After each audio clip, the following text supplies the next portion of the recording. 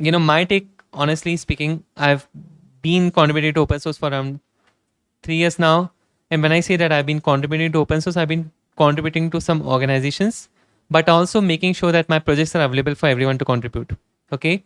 But this, as I always say, and that's a really good term to use, it's not a playground for you to just say that I uploaded all my lead code solutions on GitHub and I do it every day, and that's open source for you.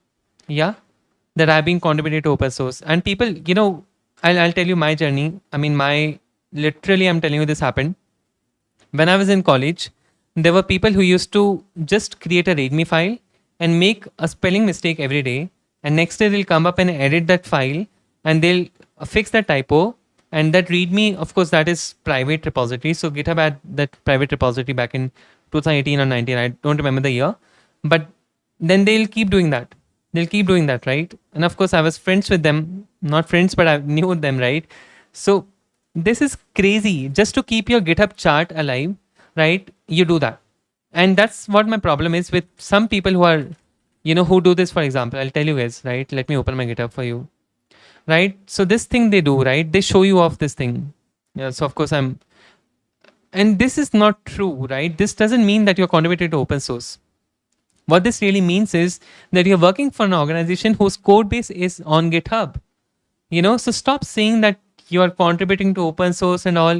Just that your code is there, right? For example, see, 2022 I've been contributing, 2021 I've been contributing, 2020 I've been contributing. Yes, but all of this doesn't really mean, see over here you see that OpenCV, Python, Jupyter, Xi. I'm pretty sure this doesn't mean that I contributed or I created a PI. It just means that I did something with that organization. It could be a discussion, it could be an issue.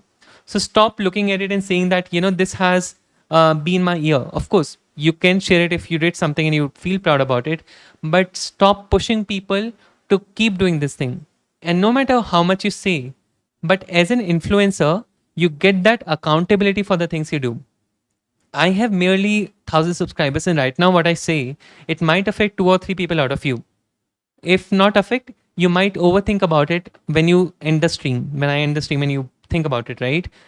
What I want to talk about is really, really also the learning that you get from open source. Okay. And it's been one thing I have an opinion, a very strong opinion on this thing. If you think that you contributed to open source and you learned something, or you're going to keep learning by just contributing to open source and not understand computer science basics, that is not true. That is not always true. Let me correct that. Okay. Because it depends, again, in this thing that, it depends is not what I want to follow right now. I want to be very, very strict with my words, because then your opinion is not an opinion unless until you say that it's my opinion and you stay strong to yourself. So I'm going to do that.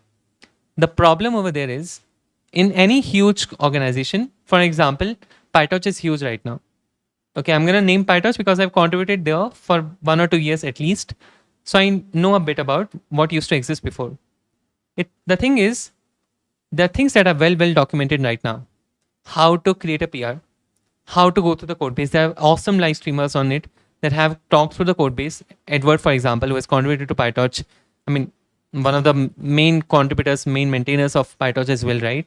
He live streams on Twitch. He live streams, puts his recording on YouTube as well. He has a podcast. So everybody has a starting point at least on how to navigate the code. When I started reading through the PyTorch code base back in 2017, I started writing blogs in 2018 or something as well. PyTorch and C++, right? There was not enough documentation on it. Now there is a person who from my college comes up and says that you did this when you were in 3rd year of college and I have done this in my 1st year. That means I'm better? Question mark. And I said, buddy, I did that in 2017 when PyTorch was just launched, right? Not enough people were using it. Not enough documentation was there. I appreciate that you're doing it, but please don't compare yourself with me. Times have evolved, right?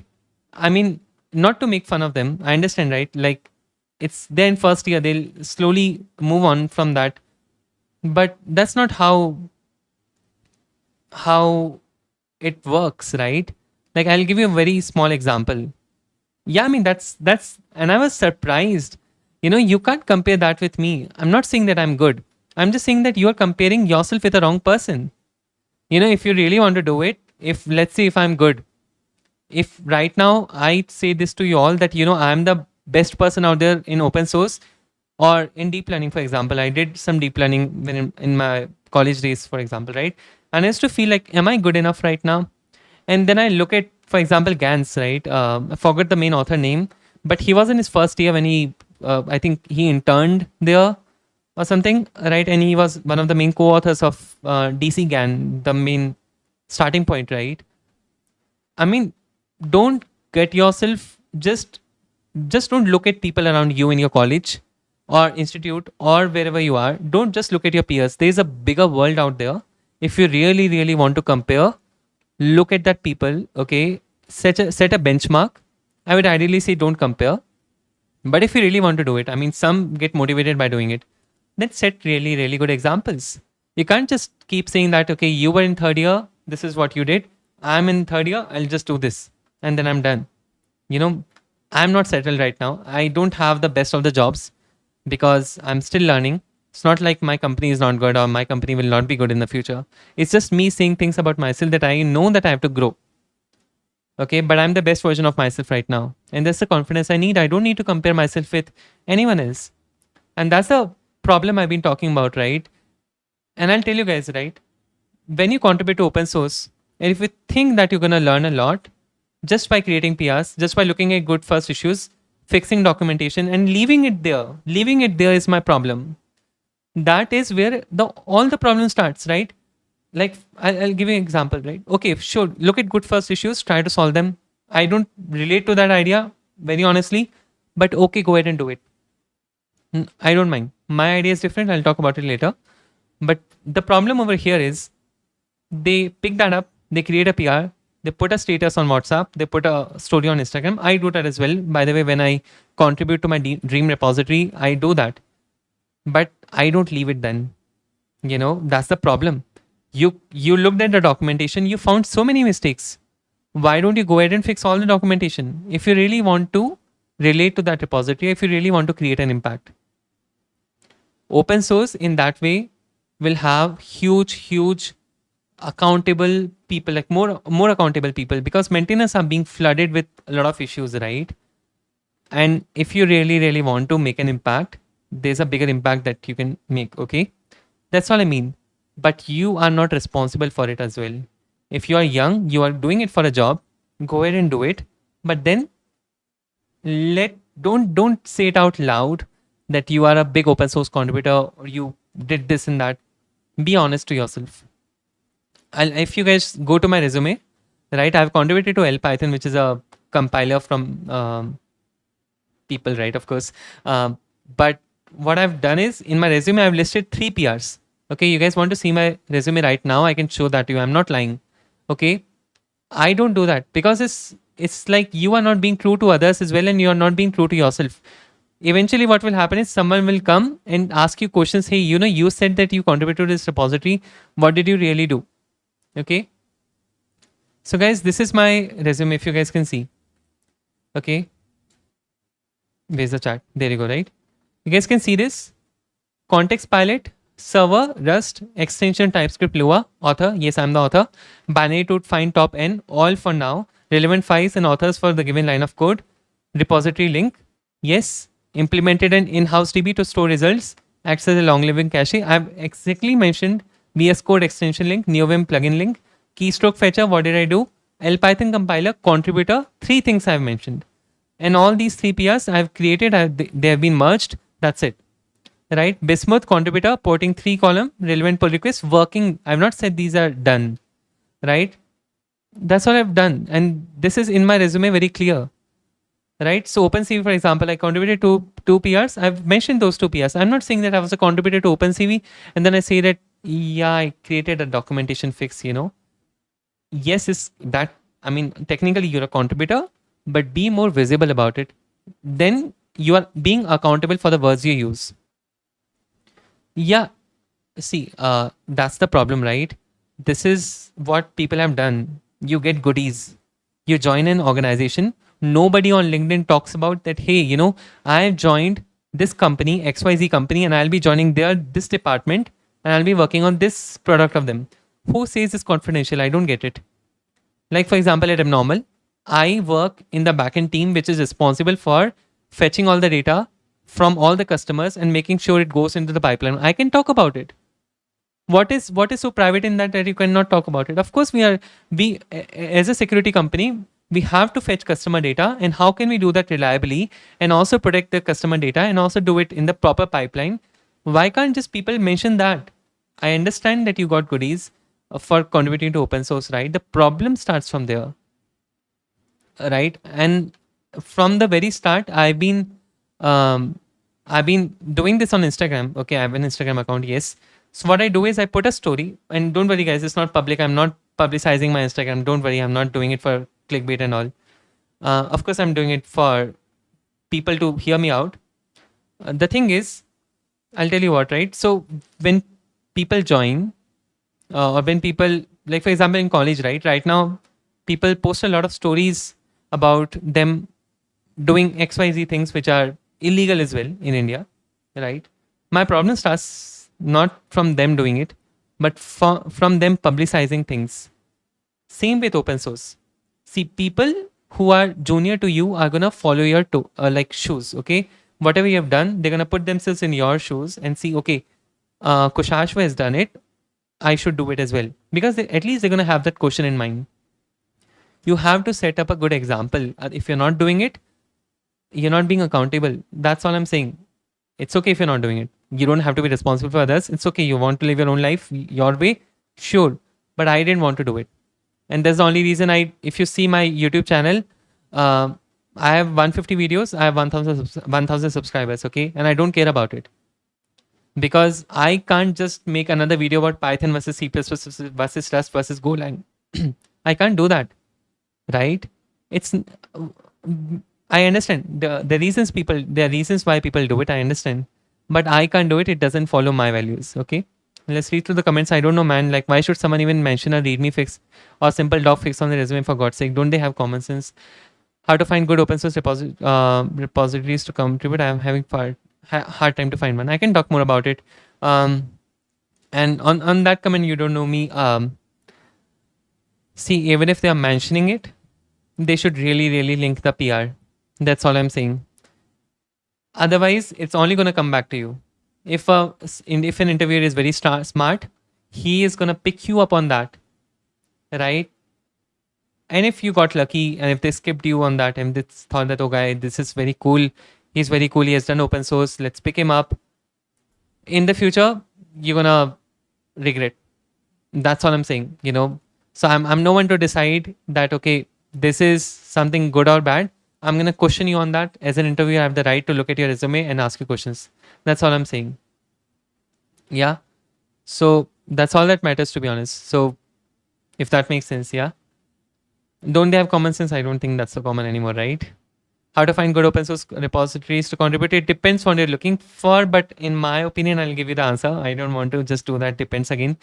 If you want to start off with understanding the communication part of a big open source repository, how does the whole flow work? How does the pipeline work? Look at the field that you're interested in, right? For example, if I was interested in deep learning, I would look at PyTorch, TensorFlow, or any other upcoming library in deep learning, for example, right?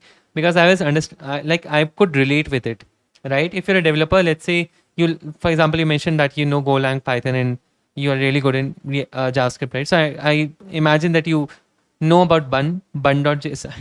I'm not a front end person at all. I'm half colorblind. I'm the last person to comment on front end, but I'm just saying there's a library called bun, right? So I think it's open sourced. We can take a look at it, right? I think that's a really good way, because the thing is you're going to use it in everyday life. So you're going to be able to relate to it, right? And to be able to contribute on a longer run, you need to be able to be a user at least. You would ideally want to be. That's my point, right? For example, right now I'm using Westterm. This is my terminal, everyday terminal, right? I use it. So yeah, you see, I'm trying to contribute to Westterm as well. I'm trying. I'm not contributed, guys. Don't pick me up in the comments, okay? I'm trying my best. I'm going through the code base. I'm trying to figure out what can I do. Telescope is a plugin I use in NeoVim. I have a PR open for it to fix a bug. And the video is live on YouTube. I mean, uploaded on YouTube. You guys can pick me up on that. Feel free to do that. The PI is not merged. The PI is not merged yet, right? So that's all I'm saying. So pick up the things that you can relate to. That's my suggestion. And there's no good open source repository in that sense. The choice you have to make is whether you have to choose a big organization which has a lot of governance, and some people are very strict about it as well, by the way. So for example, I'll give you an example, right? The people who don't like others to come and pick their code and change things without their concern, which makes sense because they don't want a large huge user base to come and complain about a PR that got merged, right? For example, Linux kernel, right? There are a lot of companies who push commits for their own advantage, and Linus doesn't like it. I can't comment on how, whether it's good or bad, how he reacts, because I'm way too junior to understand his point of view, and I don't know enough about it. But what I'm trying to say is that there are big organizations who have a lot of governance, which is good, by the way, sometimes, which is not good as well sometimes, right? And there's small repositories that are coming up, that are growing. You can be a part of it as well, where they need attention, where they need someone to come up and say that, okay, hey, can I work on some bug fixes? Yeah. So that's something that you can do. Camera lagging. I'm so sorry. Um, I'm sorry. I'm sorry. Jaane do. Sorry, guys. It's all because of my camera. I can try fixing it. If it's better, this will work ideally. I can see what can I do about it, but I'm sorry again, guys. Let me crop a few more pixels from my. Okay, hopefully this is fine. It will never lag again. I'm done with. Yeah, it's all because of Nvidia. No, I'm not blaming live, not blaming Nvidia live. But okay. Anyways, that was my opinion about open source chaos, right? Open source is a way for you to learn, for you to grow, but it's not just that. You can pick it up. It's like lead code, right? You were a 5-star coder, sure. You were this on hacker rank, you were this on this these many contests you have won, but show some outcome from there as well. What was the outcome, right? How was your initial journey with open source? I can talk about it, yeah. But let me first stop this video. I've been recording this for YouTube, by the way. I'll put this on YouTube so that you guys can watch it again. Again, let me just finish it over here, guys. This is my opinion, and feel free to quote me anywhere. Feel free to abuse me, offend me. That's your right. But yes, this is my opinion, and I really, really don't care what others, whether others like it or not. But if you have suggestions, and if you have thoughts that the way you think that this could not help me in the future and others as well, feel free to put that in the comments down below. As an honest last finishing statement, I think you should be really religious about the things that you pick up. And I would love to see the world ideally doing that. I know it's not possible for everyone to do it given the circumstances, but staying true to yourself is very important. If you do something and you're not true to yourself, you'll not feel good at the end of the day as well. That's how we all work. If we earn something and then we boast about it, go ahead and do it. That's what I'm saying. I mean, this is a trend with all these tech influencers from India. Before open source drama, it was competitive coding. They make fantasies out of anything. Yeah, I mean, okay, it's not just tech.